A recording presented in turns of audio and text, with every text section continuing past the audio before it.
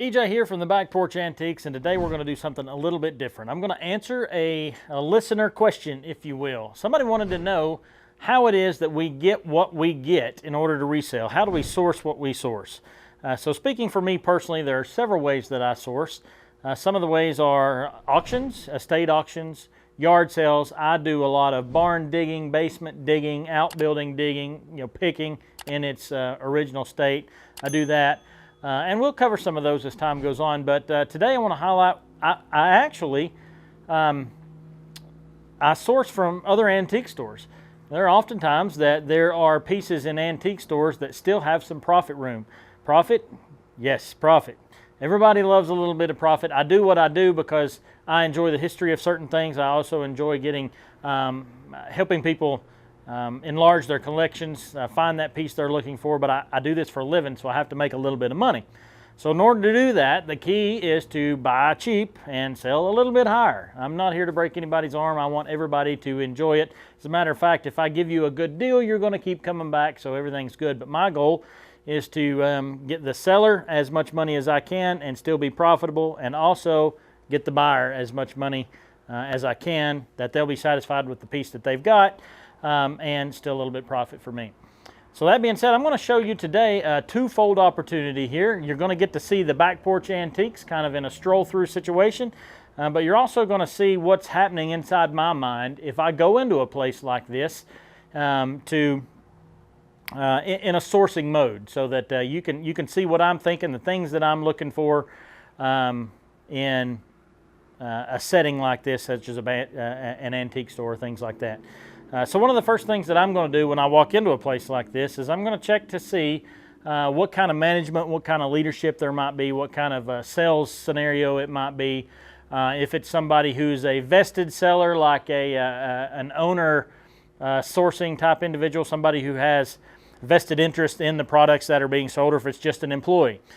Because if it's somebody that owns some of the things that are in the store, then they're going to know more about it, probably going to be more willing to dicker on the price. That's right.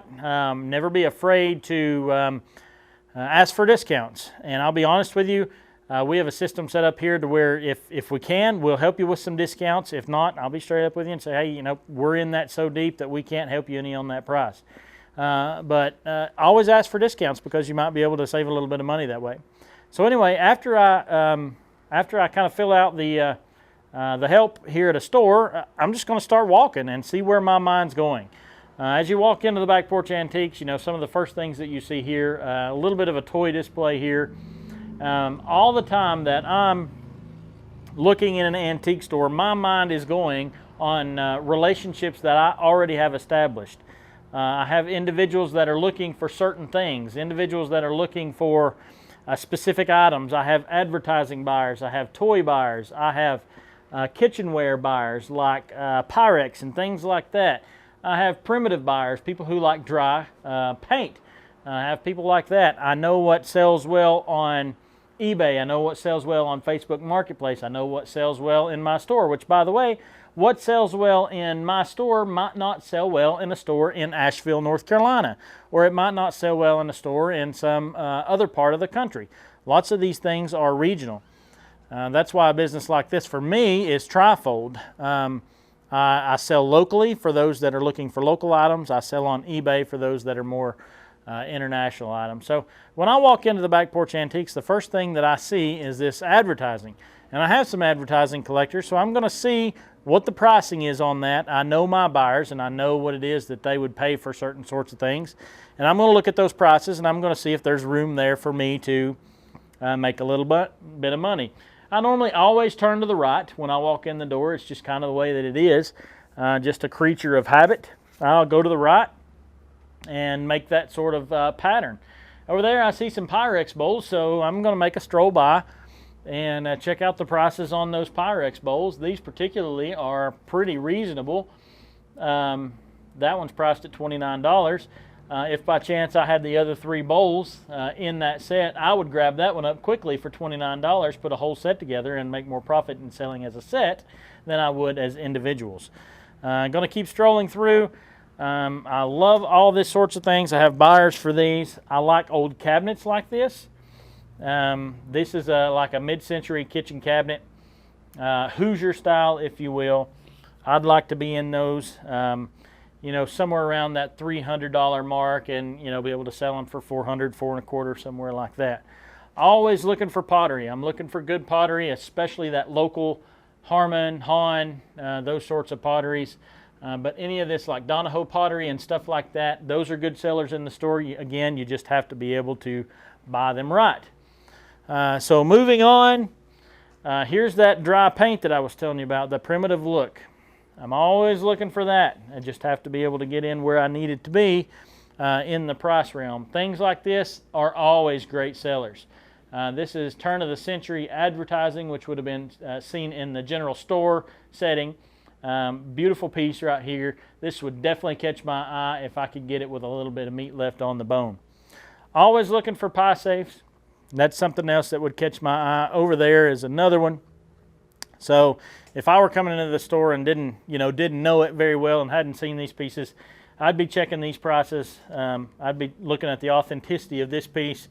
I'd be checking the drawers to see if they're nailed, if they're new, if they're old. I'd be checking for the legs or the spindles, and I'd be trying to make a connection to one of my buyers, or yet, believe it or not, my personal collection. Yes, I do have a problem, just like most other people, that I like to buy sorts of things that I can keep as well. You know me, I love license plates. This is kind of one of my overflow booths here at the Back Porch Antiques, so those are mine. If they weren't mine, they probably would be by the time that I got finished here. Strolling through the booth, strolling through the areas at the store. Lots of times you'll see things that I might not have direct buyers for, but I might be able to find a good deal on something. I might find something, for instance, right here, this particular dealer has some old tools and stuff laid back, but in kind of hidden in the mix of that, there's this old tractor seat. And this one has a little bit of damage, but it would definitely catch my eye because there's a big market for antique implement seats. If it has writing on it, if it has names, of course condition is everything, but some of those can fetch up into the thousands. So there may be a gem hidden among some maybe things that are scattered a little bit. I love mid-century stuff, even furniture like this. I've had some good resale opportunities on mid-century furniture. So those sorts of things always catch my eye. Mid-century canister sets are hot, such as these here in our booth J300. Everybody likes those. The big mushroom canisters are hot. So we're always looking for things like that. Again, Pyrex dishes, mid-century kitchenware, things like that, always catching our attention.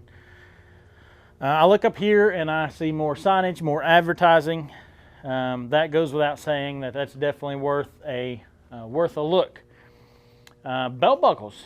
There's a big market for belt buckles. This one actually is Schlitz beer, malt liquor actually, but if you're a brewery collector, then something like that would jump out to you pretty good.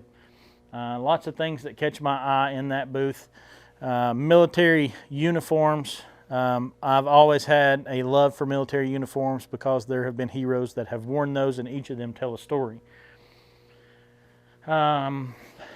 If you have watched our YouTube channel before, you've seen this room kind of in one of our other videos. But this particular room, if I were in a shopping mode, I would be paying close attention to this because this is good high-end furniture that sells well. A good East Tennessee pie safe right there would catch my eye probably as quickly as I would see it from a distance. Things like these bookends here, they look good in the home that is going for that antique look, that turn of the century look that's got that Federalist feel. But never overlook smalls because smalls sell well. You can always have somebody who's a collector that's just passing through maybe and doesn't have an opportunity to carry something big, and they'll still jump on some good smalls. So just like Frank Fritz says, smalls pay the bills. They sure do. Again, love all this great furniture. It's something that's going to catch my The smalls are great. Record players. Record players are pretty hot right now. I would check the price on this. I think this is an old General Electric. It's actually got a $39 price tag on it. I think that's half money in the right place. So if I were in a picking mode, if you will, then I'd jump all over that one. Record players, so long as it works, that sort of thing.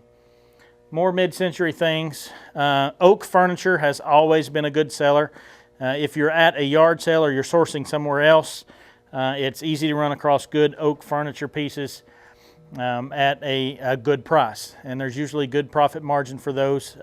It's more of you're catering to more of a baby boomer crowd, because they kind of like that natural oak finish, but they're still significant buyers. So that would catch my eye if I were looking for those sorts of things. The regular person might walk by something like this. But this is a very old Coca-Cola thermometer. It's got some condition issues, but that's one of those pieces that if it were just a little better, it'd be worth a lot more money. And that one currently is priced at $260. So that's something you might want to look over if you were catching that. Good smalls in this booth. Duck decoys. Duck decoys are always something. This is actually, I think, a hand-carved attempt at a duck decoy, but there's a big collectorship like that Ducks Unlimited crowd. Duck decoys are a big deal, so always be on the lookout for those if you can find them at a good price. Another good early antique booth here. Baskets are always a good sale too. If you find good baskets for a good price, you can jump on those pretty quickly, and you might find some good profit potential there. I always have an endearing thought for vendors who leave New Testaments in their booth for grabs. You can never hurt by spreading the word of God, in my opinion. More duck decoys. Here's something that will catch my eye, and I learned a little about that kind of the hard way, if you will. But good turquoise jewelry, antique sterling silver turquoise jewelry, the good stuff is really valuable. So if you run across some, I mean, it may just look like it's something like that's in a box at a yard sale, or that's in a discount box at an antique store like this. But if you run across good turquoise jewelry, it can be a home run for you. Bet you don't know what these are. Fluting irons. They were made to put pleats in like slips in the early 1900s. Also would have been used on sleeves for men's long cuffed shirts. You know, think George Washington type shirts. So those would grab my attention. Fenton ware, pink depression glass, all those sell well. You just have to, again, be able to get in them at a good price. There is a big collectorship for irons, cast iron irons, and trivets, which, by the way, a trivet is what you would put your hot iron on. After you had heated it, you would set it on that so that it doesn't catch your house on fire or whatever. So there's a big collectorship for that. Cast iron, always a big seller. Cast iron, you just have to be able to buy it right, of course. And moving right along, Matchbox cars. If you know what you're looking at, some of those are pretty valuable. Silver coins, pocket knives, case knives, some of the old Boker knives. Those are real valuable. You just have to, again, one, know your stuff, know what you're looking at. And a lot of times you will actually learn that the hard way, or at least I have. I'd buy something that I thought was a home run, and then come to find out I paid 20% more than retail on it. It doesn't take too many times of that before you either lose your rear end and stop doing this business, or you learn not to do it anymore. So it's kind of trial by fire. This particular booth has some good Pyrex in it and some Blue Ridge as well. Blue Ridge pottery is a good go, and always will catch my eye when I'm looking for those sorts of things. Again, silver coins, uranium glass. We've done a video on uranium glass before, but every now and again you can find one single piece of uranium glass buried in the bottom of a box lot, or kind of pushed to the side in an antique booth somewhere. And if it's a good Fenton piece, or if it's kind of a rare Jeanette piece, or some sort of hobnail, you know, you're looking up into the hundreds of dollars.